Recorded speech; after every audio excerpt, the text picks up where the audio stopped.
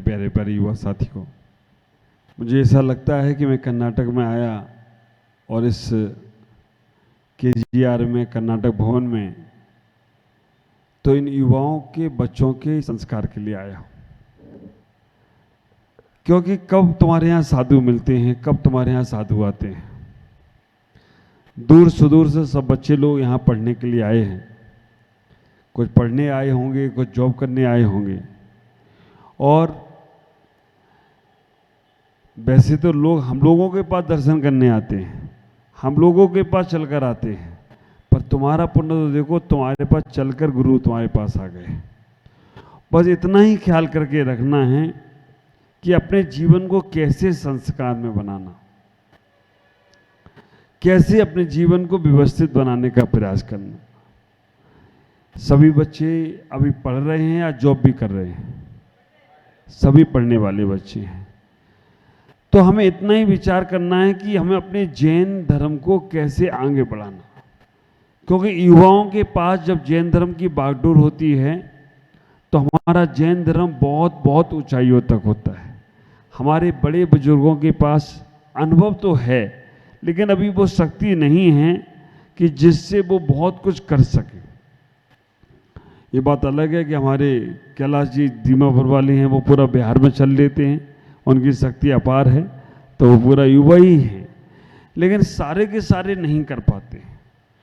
तो हमें अपने जीवन को कैसे व्यवस्थित बनाना, और आपको ये ख्याल करना है कि केवल आपको अपने लिए ही नहीं सोचना है, आपको आपके माँ बाप भी हैं, माता पिता भी हैं, आपके परिवार भी हैं। उन्होंने बड़ी उम्मीद और आशा और भावनाओं के साथ तुमको यहाँ भेजा है कि जाओ बेंगलोर में जाकर पढ़ाई करना और अच्छा इंसान बनकर आना। तो विचार करके रखना कि कैसे हम अपने जीवन को पॉजिटिव बनाएं, सकारात्मक बनाएं। थोड़ी सी बातें मेरी मोटिवेशन जैसी होंगी और उनको आप बड़े दिल से, बड़े ध्यान से सुनने का प्रयास करना। जैसा हम बनना चाहते हैं वैसा हमारी सोच होना चाहिए, हमारे आसपास का वातावरण वैसा होना चाहिए। ख्याल करके रखना, पुस्तकों से तुम्हारा जीवन का आचरण नहीं बनेगा, आपके पढ़ने लिखने से आपका जीवन सफल नहीं होगा। आपकी आसपास की प्रवृत्ति क्या है, आपकी संगति क्या है, आपकी मानसिकता क्या है, जैसा तुम सोचोगे वैसा ही होने वाला है। जैसा मन में तुम्हारे विचार आएगा वैसा ही होगा। आपको लगता है कि महाराज जी ऐसा हम अगर सोच ले कि हम प्रधानमंत्री बन जाएं तो बन जाएंगे क्या? अरे एक झाड़ू वाला मुख्यमंत्री बन जाता है, चाय वाला प्रधानमंत्री बन जाता है। और आप विचार करके रखना कि हमें अपने जीवन में कैसे आगे बढ़ना। सोचो, एक बार अपना लक्ष्य निर्धारित करो, अपने जीवन का एम बनाओ, अपने जीवन की मंजिल तय करो, हमें करना क्या है। हम जैसे ही उस ऊंचाइयों के बारे में अपने विचारों को लाते हैं और वैसा ही एटमॉस्फेयर तैयार करो। आसपास के बच्चों को, आसपास के युवा साथियों को आप छोटा सा उदाहरण दें। हमारे पास बहुत ताकत है, लेकिन हम उसका इस्तेमाल नहीं कर पा रहे हैं। और आप सोचते हो कि 1 और 1 2 मिलकर 11 होते हैं, लेकिन मैं कहता हूं 1 और 1 2 मिलकर ताकत आधी रह जाती है। आप अकेले अगर किसी काम में हाथ डालते हैं तो आपको सफलता ज्यादा मिलती है, और आपने एक व्यक्ति का साथ लिया तो आपका मन कहता वो कर लेगा, वो कहता वो कर लेगा, वो कहता हमें कोई दिक्कत होगी तो हम उसका साथ पकड़ लेंगे। आप विचार करो, अभी आप अकेले हो, आपकी ताकत बहुत है, शादी होते ही आधी ताकत। हाँ, रामायण में कहते थे बाली के पास इतनी शक्ति थी, रामायण में कहते थे बलि राजा जो था उसके पास ऐसी शक्ति थी, वो जहां खड़ा हो जाए सामने वाले की आधी ताकत उसे मिल जाती थी। समझ में आ रहा है? रामायण में बलि नाम का एक जो राजा था, है ना, बानरी कहते थे उसको, लेकिन बलि के पास इतनी ताकत थी कि सामने किसी के पास खड़ा हो जाए तो आधी ताकत उसके पास चली जाती थी। अब बलि ने किसका रूप ले लिया? पहले वो बाली था, अब वो घरवाली हो गया। घरवाली के पास जाओ तो आधी ताकत तुम्हारी उधर उसके पास चली जाती। आपकी जितनी ताकत अभी है, जैसे ही घरवाली आई, घरवाली के पास आधी ताकत, तुम कमजोर हो जाओगे। जब तक हम अकेले हैं तब तक हम अपनी ताकत का सदुपयोग करने का प्रयास करें। ख्याल करो, कमरे में तुम अकेले हो, कोई नहीं है, तो तुम सब काम करने को तैयार होगे, हर काम करोगे और हर काम करके अपने आप को समझोगे। और जैसे ही दूसरा कोई आ गया तुम सोचते हो कि अब वो कर लेगा, ये कर लेगा, वो कर लेगा, ताकत खत्म हो गई। हमें एक अकेले चलकर काम करना है। एक छोटा सा उदाहरण, दो छोटे छोटे भाई रास्ते से चले जा रहे हैं और रास्ते से चले जा रहे हैं, रास्ते में जाकर देखा एक कुआं था और कुआं होने के बाद छोटा भाई बड़ा भाई दोनों चले जा रहे, लेकिन बड़ा भाई कुएं में गिर गया। जैसे ही बड़ा भाई कुएं में गिरा, और छोटा भाई चिल्लाने लगा। बड़ा भाई 12 साल का था, छोटा भाई 10 साल का था। छोटा चिल्लाने लगा, मेरा भाई कुएं में गिर गया, मेरा भाई कुएं में गिर गया, कोई बचाओ, कोई बचाओ, कोई बचाओ, कोई नहीं। और आप विचार करके रखना, वो बालक 10 साल का रोया नहीं, वो बालक घबराया नहीं, वो बालक ने ढूंढा वहां पर कि कोई साधन मिले। ढूंढने से तो भगवान मिल जाते थे, खोजने से तो हमें सब कुछ मिल सकता है। उसने ढूंढा तो वहां पर रस्सी मिल गई। 10 साल का बच्चा, 12 साल का उसका भाई कुएं में गिरा हुआ है और 10 साल के बच्चे ने वो रस्सी कुएं में डाली और भाई से कहा, भाई पकड़ो कसके, मैं तुम्हें ऊपर खींचूंगा। आसपास कोई नहीं, पूरे गांव में कोई नहीं, लेकिन वो घबराया नहीं। और 10 साल का बच्चे ने भाई को, 12 साल का भाई, वो भी सोचता था कि मैंने रस्सी पकड़ी, कहीं मेरे चक्कर में ये भी ऊपर से नीचे ना आ जाए।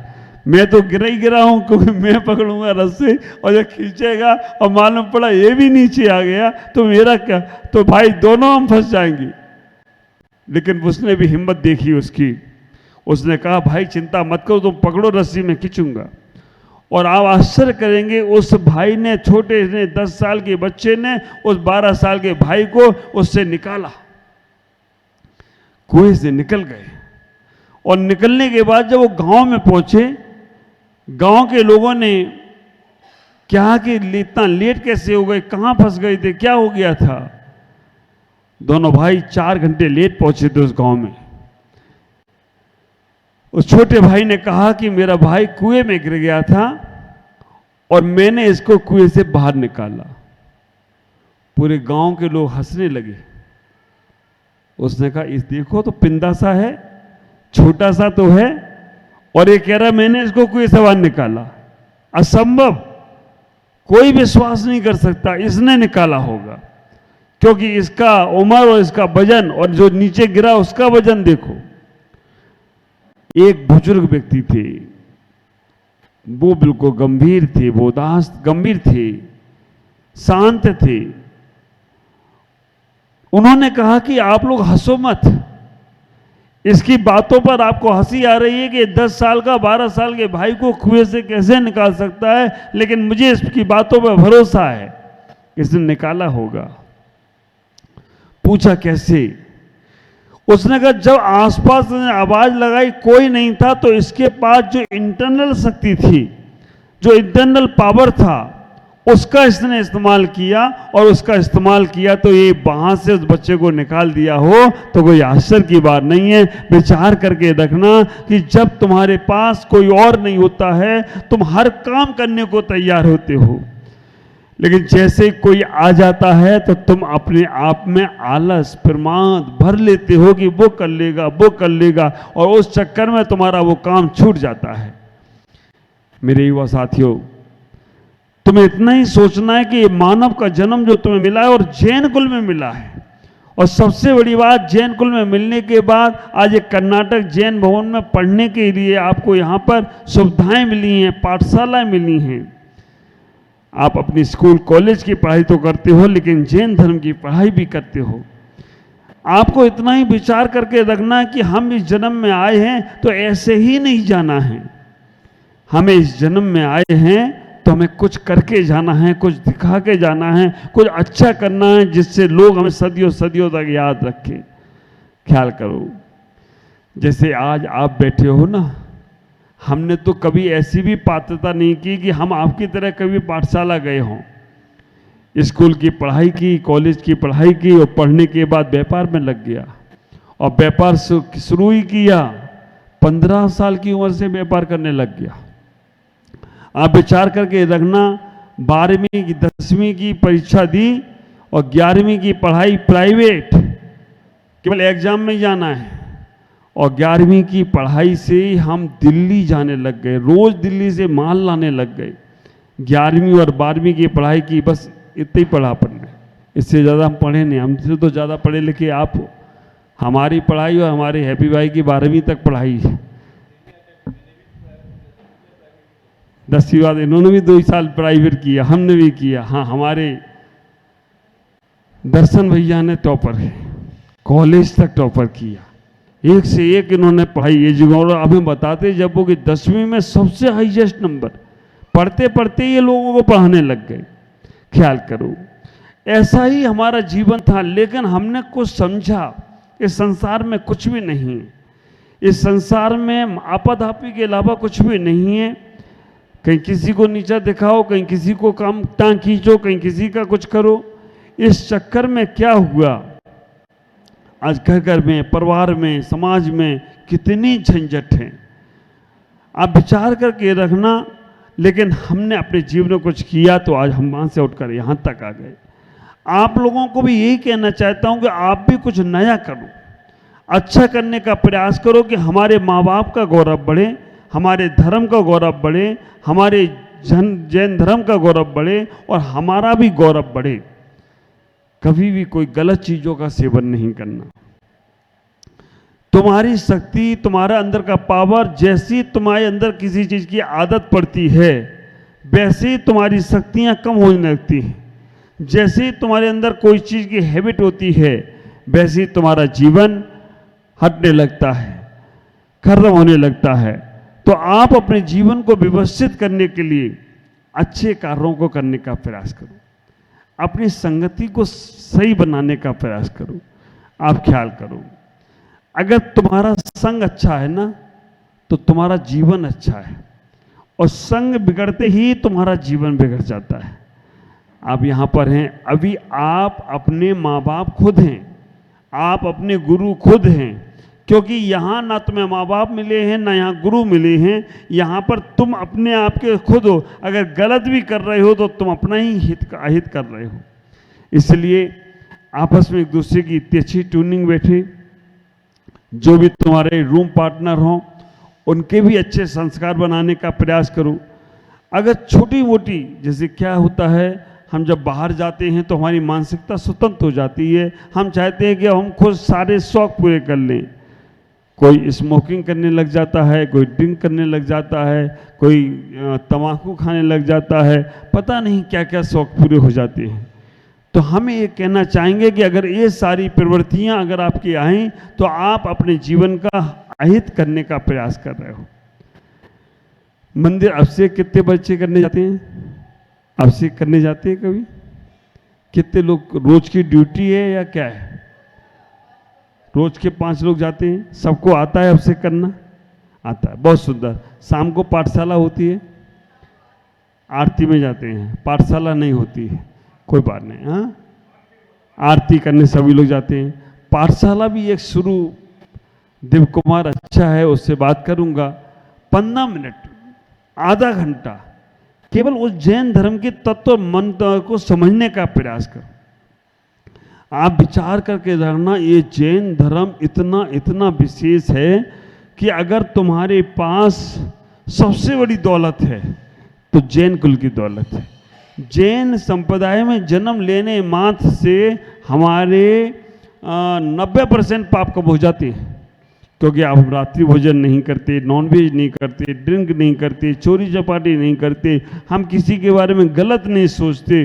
पर कभी कदाचित स्वप्न में कोई दोष आ जाए, कदाचित भूले भटके कोई दोष हो जाए तो उसके लिए हम प्रायश्चित भी करते हैं। तो ख्याल करो, आप अपने मन को बहुत अच्छा बनाने का प्रयास करो। नमोकार मंत्र तो सबको आता है, 24 भगवान के नाम भी लगभग आते ही होंगे, है ना। तो हमें इतना ही विचार करना। नमोकार मंत्र का एक मंगलाचरण मैंने लिखा था, मेरे बोलने के बाद सब बच्चे बोलेंगे। 84 लाख मंत्रों का दाता, बोलो, हाथ जोड़ो, कई जोड़ी सो नाने हेड़ी नंतरा नीवू हेड़ी। 84 लाख मंत्रों का दाता, ये अनादि आनंदन मंत्र है। 5 पद 35 अक्षर 58 मात्राओं से युक्त है। सम्मान पूर्वक जपने से ग्वाला भी परम पद को पाता है। अपमान नमोकार का करने से चक्रवर्ती सप्तम नरक में जाता है। अनंत सिद्धों को नमन कर पंच परमेष्टि को ध्याता हूँ। 3 कम 9 करोड़ मुनिराजों को नमोकार में शीश झुकाता हूँ। नमोकार में शीश झुकाता हूँ। नमोकार में शीश झुकाता हूँ। ये नमोकार मंत्र जो 84 लाख मंत्रों का दाता है, सब मंत्रों का राजा है। जितने भी मंत्र हैं, चाहे गायत्री मंत्र हो, चाहे जपू जी का पाठ हो, चाहे हमारी नवाज हो, चाहे किससे, सब में नमोकार मंत्र है।